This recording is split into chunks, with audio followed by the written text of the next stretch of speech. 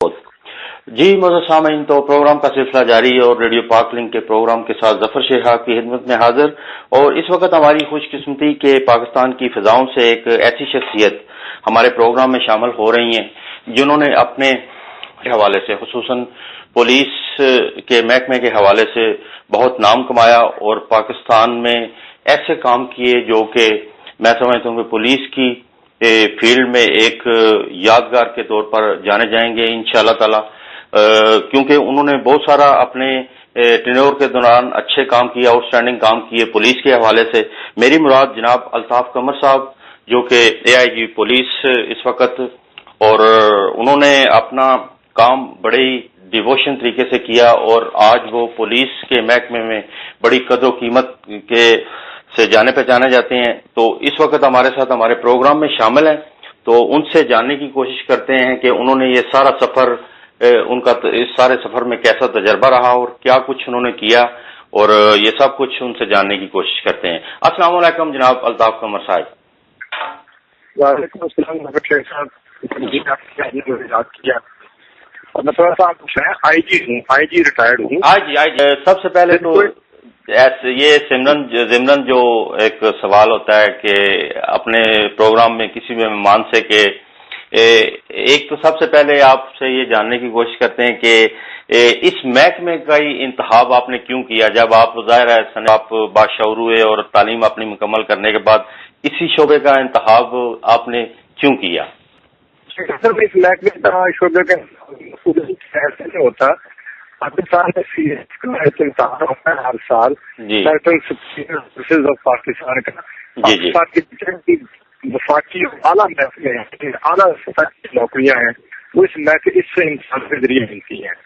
اگر سامنے بتاتی ہے ہوتا ہے یہ معلوم نہیں ہوتا کہ میں امتحان سے پاس بتائے گا تو مجھے کہاں پہ کون سی سروس میں آف ہوگی، وہ تو ایک امتحان دیتا ہے۔ میں بھی امتحان دیا، ٹھیک ہے، بعد ایک اور امتحان ہوتا ہے، تو یہ کچھ انسان کی ٹریننگ کے امتحان دینے کے بعد پھر ٹریننگ ہوتی ہے، ٹریننگ کے بعد پھر کے مطابق میں آفر کیے جاتے ہیں اور کہا جاتا ہے کہ آپ کی کیا چوائس ہے، اور چوائس تو ہر ایک طرف ہوتی ہے، اصل جو محکمہ ملتا ہے، خطبہ ملتا ہے، وہ میرٹ کے مطابق ملتا ہے۔ ٹھیک ہے، مجھے میرے میرٹ کے مطابق سروس الاٹ ہوئی، جو کہ شروع میں جب امتحان دیا تھا تو اس وقت کو خیال میں بھی نہیں تھا کہ کون سی سروس آئے گی یا پولیس آئے گی۔ تو اس طرح یہ خدا کی طرف سے اور ایک میرٹ اور ایک سسٹم کے تحت ایک آفر ہوتی ہے، شعبہ مجھے ملا، اس طرح میرا پولیس میں آنا ہوا سی۔ جی ٹھیک ہے، تو الطاف قمر صاحب جب آپ اس شعبے میں آئے تو آپ نے کیا محسوس کیا کہ اس شعبے میں، کیونکہ ایک میں سمجھتا ہوں کہ میرا بھی کچھ تھوڑا سا تجربہ ہے یہاں رہنے کی وجہ سے بھی، کہ پولیس کا ایک جو ہوتا ہے امیج پوری دنیا میں، اور پاکستان کی پولیس خاص طور پہ پولیس کا محکمہ جو ہے اس کا امیج تھوڑا سا کہہ لیں ابھی کوئی بہتر ہونے جا رہا ہے، تو آپ جب آپ نے اس کو جوائن کیا تو اس وقت کس طرح کے یعنی صورتحال تھی پولیس کے حوالے سے؟ آپ نے بالکل اپنے فیلنگ کا اظہار کیا ہے، واقعی اس کے بارے میں ایک لوگوں کا تاثر یہی ہے کہ یہ شاید کوئی بہت اچھا محکمہ نہیں ہے، یا یہ اچھی طرح نوکری نہیں کرتے، اچھی ڈیوٹی نہیں دیتے، یا ان میں کاموں میں کوئی فرق ہے، یعنی کیوں کہ یہ کام جو ہے وہ بہت اچھی نظر سے نہیں دیکھتے، ان میں شکر شبہ اور شکایتیں رہتی ہیں۔ جب میں نے کیا تب کیا صورت تھی، میرا اپنا امیج بھی پولیس کے بارے میں جو عام عوام کا ہوتا ہے، حالانکہ میرا پولیس سروس جوائن کرنے کے دن تک میرا پولیس سے کبھی کوئی حادثہ پیش نہیں آتا، میں کبھی کسی سے کوئی بات نہیں ہوئی تھی۔ تو یہ ہے کہ جب میرا محکمہ مجھے ملا، میں اس میں آیا تو میں نے دیکھا کہ یہ بہت اچھا محکمہ ہے، کبھی بڑا محکمہ نہیں ہے، لوگوں کے بڑے اپنے ڈیوٹیز ہیں، بڑی خدمات جان دیتے ہیں، عوام الناس کی خدمت کرتے ہیں، ملک کی خدمت کرتے ہیں، کر سکتے ہیں۔ تو ایک عبادت ہے، یہ ایک عبادت ہے۔ کوئی محکمے دنیا بھر میں 2 محکمے ایسے ہیں جن کے پاس صرف دکھی لوگ آتے ہیں، کوئی اچھا بنا خوش باش آدمی نہیں آتا۔ ایک پولیس، اس کے پاس ہمیشہ کوئی فرادی آئے گا جس کو کوئی تکلیف پہنچی، جس کو نقصان پہنچنا ہو، یا پھر ڈاکٹر ہے جس کے پاس ہمیشہ کسی بیمار نہیں آنا ہے۔ صحت مند بندہ اور بغیر کسی کے ساتھ کسی واقعہ ہوئے کوئی بندہ 2 بندوں کے پاس نہیں جاتا۔ تو اگر یہ دونوں شخص، دونوں محکمے سے وابستہ جو لوگ ہیں وہ دیانتداری کے ساتھ، اچھی نیتی کے ساتھ، اچھے اخلاق کے ساتھ اپنی ڈیوٹی ہی انجام دیتے ہوئے دکھوں کی داد رسی کر دیں اور بیمار کو شفا دینے کا اہتمام کریں، تو میں سمجھتا ہوں کہ یہ صرف ڈیوٹی نہیں، یہ عبادت ہے۔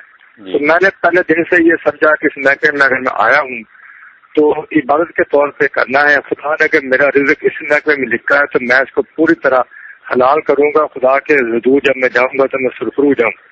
تو میں نے اپنے آپ کو بھی اور اپنے ساتھیوں کو بھی بہتر سے بہتر کام کی طرف لگائے رکھا اور کوشش کی کہ کوئی خدمت ہو سکے عوام الناس کی اور ملک کی۔ اور میں آپ کو بتاؤں کہ آج 35 سال اس محکمے میں سروس کرنے کے بعد جب میں نکلا ہوں تو مجھے کسی ایک منٹ ایک لمحہ بھی کبھی یہ احساس یا پچھتاوا نہیں ہوا کہ آپ اس محکمے میں کیوں آیا۔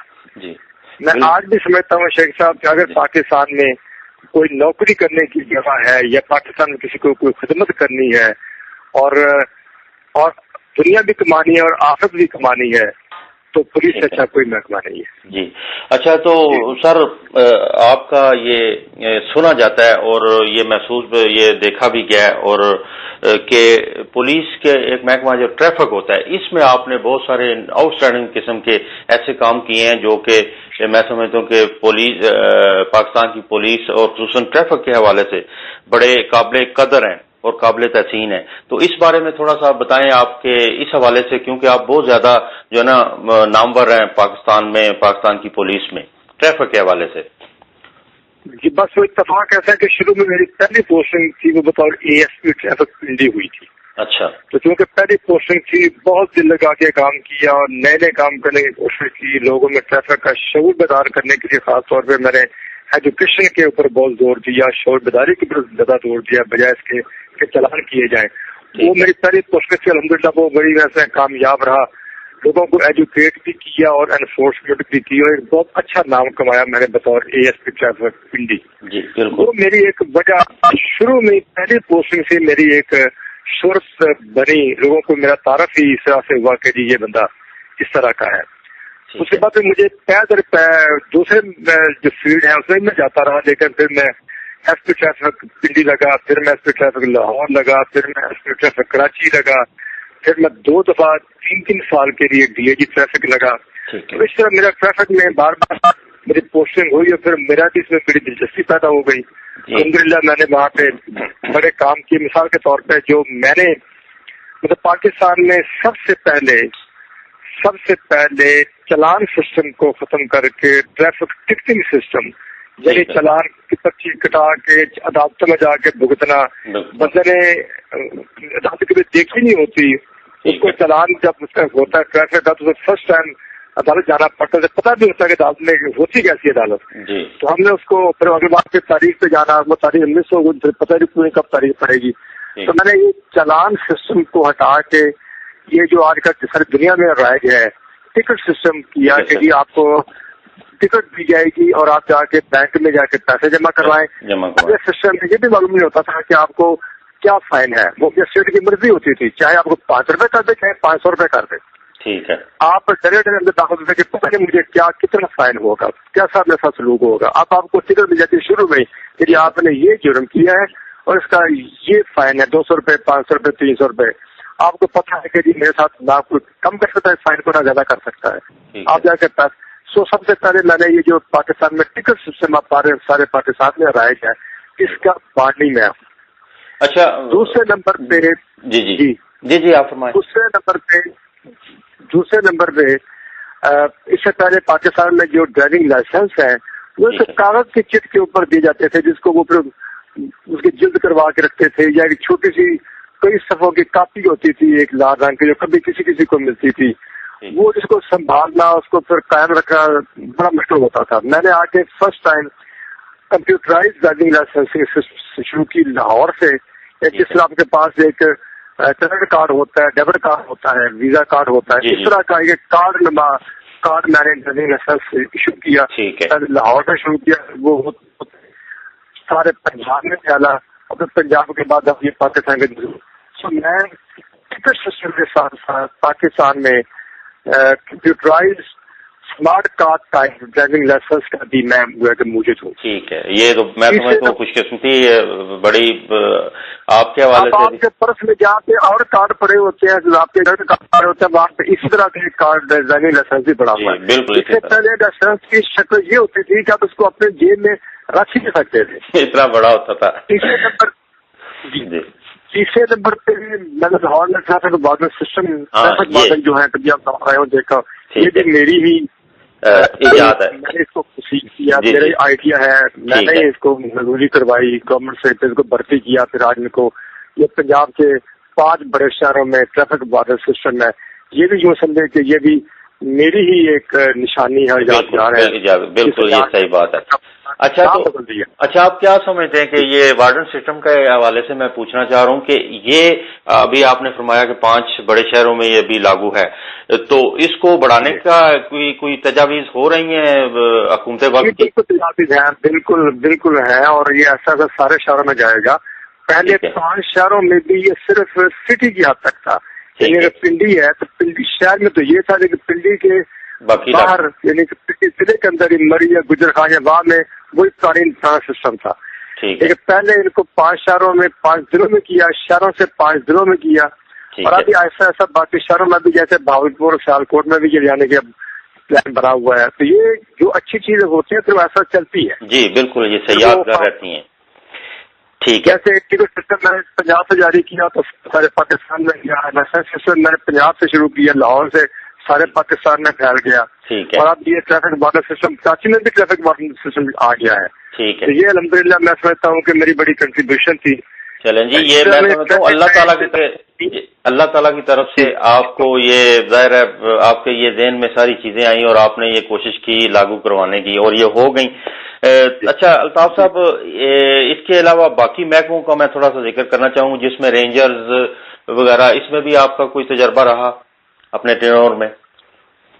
आप गलमा जाए रीजन डिस्ट्रिक्ट और रीजन को भी, यानी कि जो डिवीजन है जिसमें 5-6 डिस्ट्रिक्ट होते हैं, गुजरात डिवीजन है, डिवीजन है रीजन, जी इसमें इनको भी मैंने कमांड किया। यानी ट्रैफिक की तो मेरी सर्विस चले तरफ है ही है। असल जो हमारा जॉब तो यही होता है अमन अमान का कि हम लॉ एंड ऑर्डर को कायम करना, यानी कि जिले के इंचार्ज के तौर पे। तो वो मैं अल्हम्दुलिल्लाह 5 जिलों का और 3 डिवीजनों का इंचार्ज भी रहा।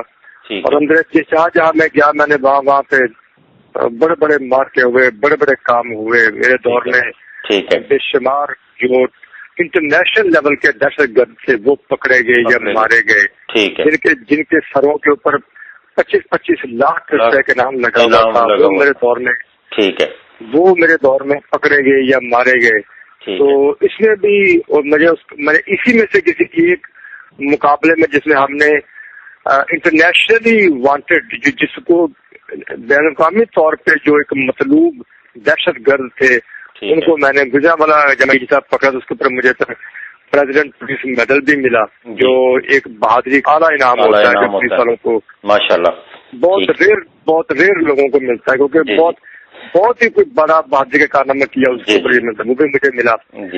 तो अल्हम्दुलिल्लाह जी जहाँ पे भी गया एक अच्छा ये आपकी एक काबिलियत है अल्लाह ताला की तरफ से। अच्छा, रेंजर्स में भी आपका इत्तेफाक हुआ है इस अपने टेन्योर में? रेंजर्स तो और महकमा है, रेंजर्स तो उसमें फौजी आर्मी का अफसर जाते हैं। अच्छा ठीक है,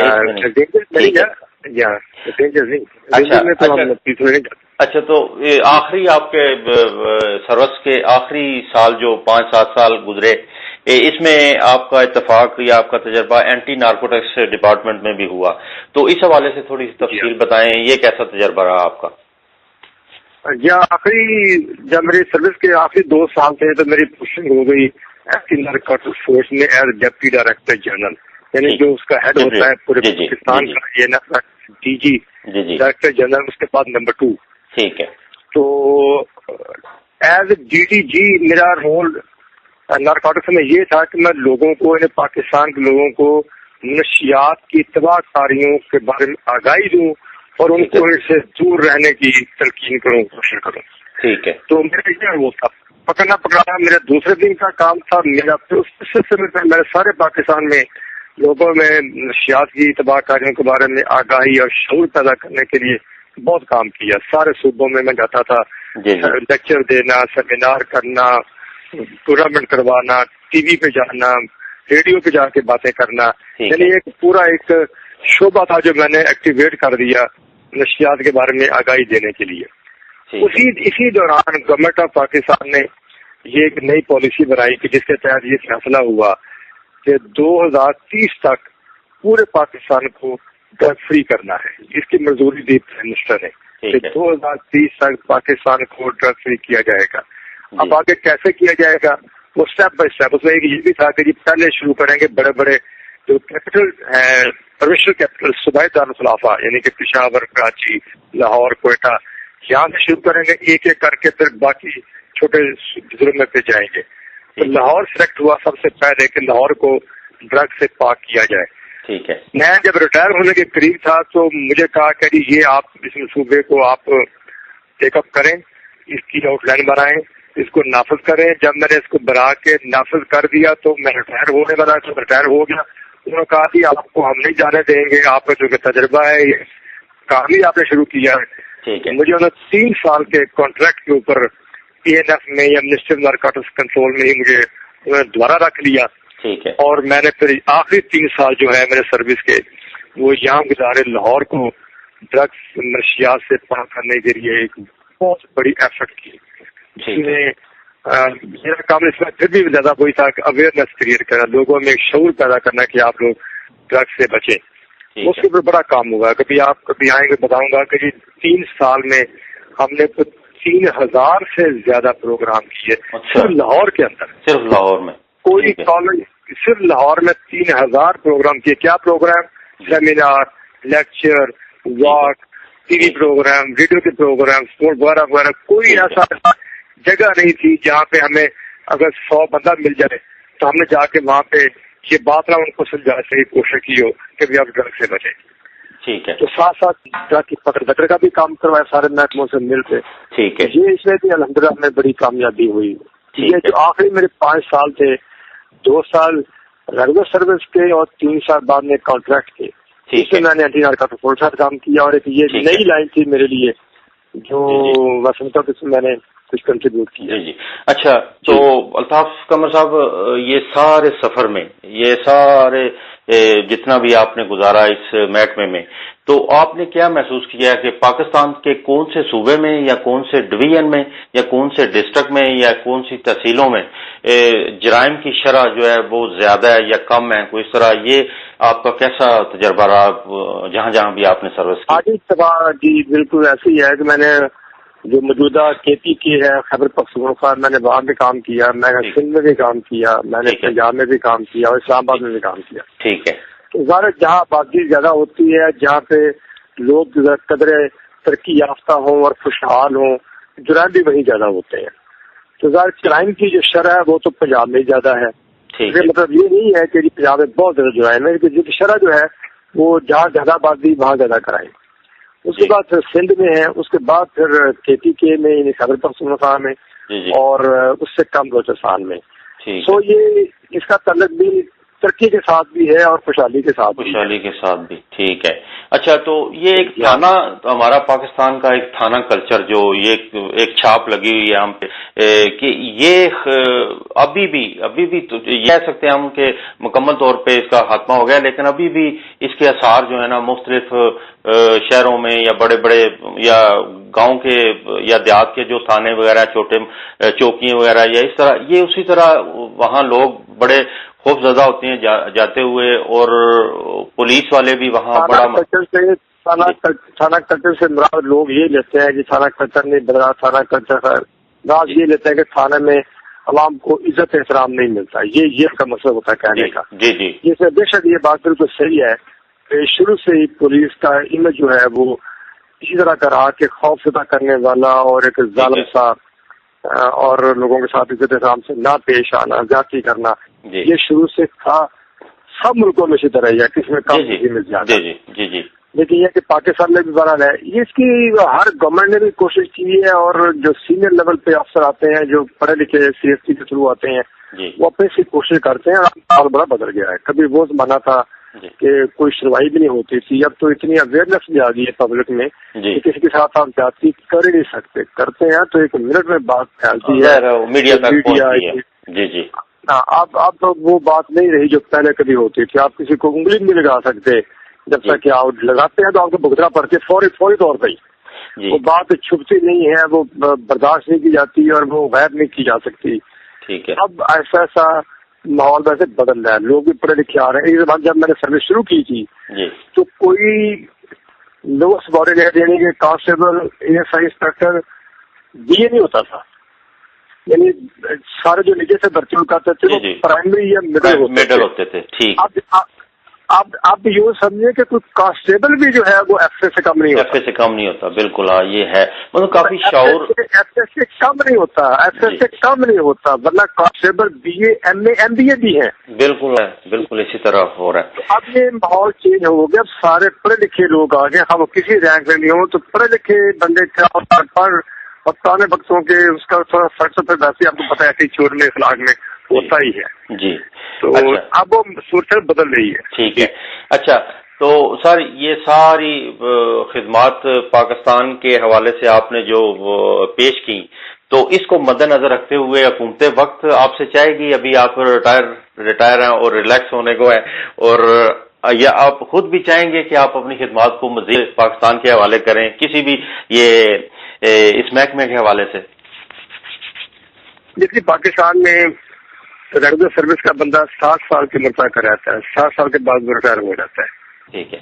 اس کے بعد گورنمنٹ اگر چاہے اس کی خدمات کو حاصل کرنا اور اس سے کام لینا, اگر اسے کوئی ایسا ہی اچھا افسر ہے, ایسا ہی اچھا کام کیا ہوا ہے, وہ کسی خاص شعبے کا ایکسپرٹ ہے, تو گورنمنٹ اس سے عام طور پہ 1 سال 2 سال یا زیادہ سے زیادہ 3 سال تک لے لیتی ہے. 3 سال سے زیادہ عام طور پہ نہیں. اس کے بعد پھر وہ عام طور پہ فارغ ہی ہو جاتا ہے. میں نے بھی الحمدللہ, مجھے بھی گورنمنٹ نے نہیں جانے دیا. جیسے میں ریٹائر ہوا مجھے 3 سال کی کانٹریکٹ دے دیا, اور 3 سال سے زیادہ شاید ہی کسی کو ملتا ہوں. لیکن پھر بھی میری گورنمنٹ کی نظروں میں ہوں. میں ابھی اسی جون میں ریٹائر ہوا ہوں, فارغ ہوا ہوں, جو 3 سال کا میرا کانٹریکٹ تھا. تو میرا اپنا ایک ریکارڈ ہے. مجھے میں تو اویلیبل ہوں, میرے کو بھی میرا پتہ ہے. ہو سکتا ہے کہ کسی جگہ پہ کسی شعبے میں میری کوئی ضرورت پڑ جائے تو مجھے وہ کال کر لیں, میں بھی تیار ہوں. لیکن اگر نہ بھی ملے تو میں سمجھتا ہوں کہ میں نے 63 سال کی عمر تک گورنمنٹ کی سروس کی ہے, کہ بہت کم لوگوں نے کی ہوتی ہے, بہت کم لوگوں نے.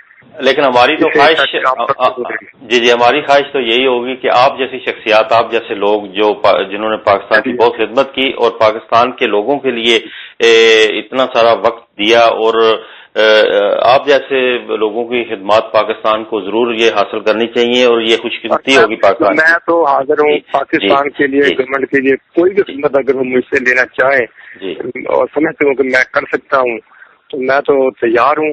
ویسے بھی اگر نہ بھی ہو کوئی اس طرح کی کوئی سروس نہ بھی ہو تو میرے پاس لوگ مختلف محکموں کے آتے رہتے ہیں گائیڈنس لینے کے لیے, مجھ سے پوچھنے کے لیے. تو وہ کنسلٹنسی سی ایک طرح سے وہ میری چلتی رہتی ہے. لوگ ڈھونڈ کے پہنچ جاتے ہیں جی ہمیں گائیڈ کریں اس بارے میں کہ آپ سے کیا کریں. یہ بات. اچھا, ابھی آپ سے یہ تھوڑا سا پرسنل ایک سوال کرنے جا رہا ہوں کہ محکمہ آپ نے یہ, یا اللہ تعالیٰ کی طرف سے یہ آپ کو یہ ملا کہ آپ کا رزق, آپ کا سلسلہ پولیس میں, اور اس کے ساتھ ساتھ آپ ایک متضاد کہہ لیں یا جو بھی کہہ لیں کہ ادب کے حوالے سے بھی آپ بڑے اچھے جانے پہچانے جاتے ہیں. آپ کے پاس بہت ساری لائبریری ہے مختلف کتابوں کی. تو یہ ایک میں سمجھتا ہوں کہ بڑی ایک خوش قسمتی ہوتی ہے اس شخصیت کی کہ ایک ادب کے حوالے سے لگاؤ اور دوسرا پولیس, کیونکہ یہ دونوں متضاد الفاظ سمجھے جاتے ہیں فی زمانے میں, کیونکہ ادب کا تعلق ایک بالکل ہی ایک پولائٹ قسم کا ذہن رکھنے والا ایک شخص, اور ایک پولیس کا محکمہ, اور اس میں وہ ظاہر ہے اس نے اپنے قانون کے حساب سے جو سلسلہ کرنا ہوتا ہے. تو یہ آپ کا بھی سلسلہ جانا پہچانا جاتا ہے ادب کے حوالے سے. اس حوالے سے تھوڑا سا بتائیں کہ یہ شروع سے ہی پڑھنے پڑھانے کا, بچپن سے ہی پڑھنے پڑھانے کا شوق تھا. میں ہمیشہ کورس سلیبس سے علاوہ بھی بہت کچھ پڑھتا رہتا تھا, اور وہ شوق میرا اب تک قائم ہے. دوران سروس بھی قائم رہا.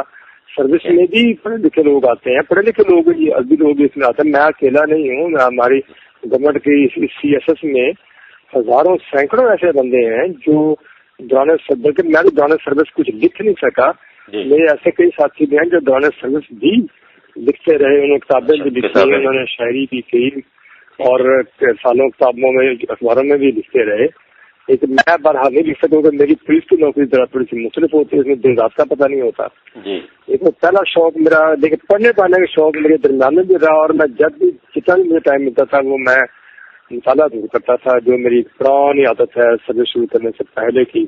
और अब जब सर्विस खत्म होनी है या बाद में जब लाइफ सर्विस आ गई फैमिली के करीब, उसके बाद अब तो मेरा टाइम लाइब्रेरी में गुजरता है। आप इसलिए मैं अपनी लाइब्रेरी में बैठ के आपसे बात कर रहा हूँ, मैं चारों तरफ किताबें किताबें बिल्कुल ऐसे ही बात, शौक है कि चलता रहता है। बल्कि फिर मैंने अखबारों में लिखना शुरू कर दिया। अच्छा, जैसे मैं रिटायर हुआ तो अब तक मेरे कोई 80 नए आर्टिकल जो है वो पाकिस्तान के नेशनल डेली में उर्दू अंग्रेजी अखबारों में चुके हैं। चले जी, ये अच्छी बात है। रहते हैं, मैं ना दिखूं तो वो और बात है, लेकिन अखबारों में खुद मुझे अगर एक हफ्ता गुजर जाए तो मैं कॉलम ना को मैं आर्टिकल ना भेजूं तो मुझे खुद फोन करते हैं कि आपका कोई आर्टिकल नहीं आया, क्या हुआ। जी जी, मैं समझता हूँ कि ये आउटस्टैंडिंग क्वालिटीज अल्लाह ताला ने आपके अंदर रखी हुई हैं, तो जाहिर है इनको हुकूमत वक्त को भी और हमारे लोगों को भी इस्तेमाल करना चाहिए। तो अल्ताफ कमर साहब, आखिर में आपको यहाँ, आपको पता ही आपका इत्तेफाक भी हुआ यहाँ विजिट करने का भी कोपेनहेगन डेनमार्क में, तो काफी कम्युनिटी है हमारी, और इंडियन भी और दूसरे ये श्रीलंकन या बांग्लादेश उर्दू स्पीकर जो बोलने समझने वाले हैं, तो उन सब के लिए कोई ऐसी बात जो आप समझते हैं कि उन तक इस रेडियो पाक लिंक के तवज्जुह से पहुंचनी चाहिए, तो आप प्लीज शेयर करें वो। देखिए, मैं अपने पाकिस्तानी भाइयों को जो यहाँ पे रहते हैं स्कैंडिनेवियन कंट्रीज में, हमारे यहाँ पाकिस्तान में भी ये बात बड़ी मशहूर है और वैसे भी ये बात है, दुनिया सारी कहती है कि दुनिया भर में सबसे अच्छा जो सोशल वेलफेयर है वो स्कैंडिनेवियन कंट्रीज में होती है, और उसमें डेनमार्क जो है वो इनमें से भी सबसे आगे है। यानी ये वो 3-4 मुल्क है स्कैंडिनेविया के जहाँ पे इंसानियत का एहतराम पाया जाता है। ठीक है, ये इंसान के साथ इतनी नेकी करते हैं, इतना इंसान के साथ अच्छा करते हैं, ये तो किसी को चाहते हैं कि किसी को कांटा न चुभे। ये सारी गवर्नमेंट का जो बयान है, जो स्टाइल है, उसका जो ऑब्जेक्टिव है वो ये है। तो हमें बड़ा विश करते हैं, रश करते हैं कि काश ऐसा ही माहौल इंसानी हमदर्दी का और सोशल वेलफेयर का बाकी जगहों पे भी हो। मेरी पाकिस्तानी दोस्तों से जो यहाँ डेनमार्क में और स्कैंडिनेवियन कंट्रीज में है, मैं सिर्फ उनको मेरा यही एक पैगाम है, आप एक बेहतरीन मुल्क में रह रहे हैं जहाँ इंसानियत का एहतराम है, इंसानियत की कदर है, इंसान का एहतराम है। इस पे आपको फख्र होना चाहिए। इस मुल्क को भी अपने मुल्क की तरह समझें, और आपके जुबान से और आपके किसी फेल से कोई ऐसी बात ना होने पाए जिससे इस मुल्क का ये वाला जो इमेज है ये खराब हो, और जो पाकिस्तान के बारे में उनका एक तस्वर, अच्छा तस्वर है यहाँ पे इन मुल्कों में, वो खराब हो। वो हमारे नुमाइंदे बैठे हुए हैं इस मुल्क के अंदर डेनमार्क में, पाकिस्तान के, आपके कौल फेल से कोई ऐसी चीज ना होने पाए जिससे पाकिस्तान का इमेज खराब हो और खुद आपके इस मुल्क का जहाँ बैठे हुए हैं उसका इमेज भी खराब हो, और लोग कहें कि यार ये पाकिस्तानी थाने से ये किया है। इस ऐसी बात ना हो जी। इस मुल्क में जिसने आपको रिज़्क दिया है, जिससे जहाँ से आपको रोजी मिल रही है, उसकी वफा भी आपके खून में शामिल होनी चाहिए, उसके भी वफादार हों। और अपने पाकिस्तान के वफादार तो मुझे पता है आप सब लोग हमसे भी ज्यादा है, क्योंकि आपको वहाँ बाहर रह के इस पाकिस्तान के जितने कदर महसूस होते हैं वो शायद हमेशा ना हो, तो यहाँ बैठ के। जी बिल्कुल जी। अल्ताफ तो मेरा ये सब दोस्तों को पैगाम है, सब दोस्तों को मैं बेस्ट विशेज उनके लिए अपने दिल में फील करता हूँ, और उनके लिए दुआ गो हूँ कि वो यहाँ पे अमन अमान से और सेहत और सलामती के साथ और खुशियों के साथ रहे, वो उनके सारे खानदान। यही मेरे उनके साथ में उनसे दुआ भी है जी, उनके पैगाम जी। बहुत बहुत शुक्रिया आपका, और अल्लाह ताला आपको भी खुश व खुर्रम भी रखे, सेहतमंद भी रखे, और इसी तरह जगमगाते रहें और पाकिस्तान के लोगों की खिदमत इसी तरह करते रहें। So it was my great pleasure to speak with you in my programme. बहुत बहुत शुक्रिया आपका अल्ताफ कमर साहब। इंशाअल्लाह ताला अल्लाह ताला आपको खुश रखे, और अल्लाह हाफिज।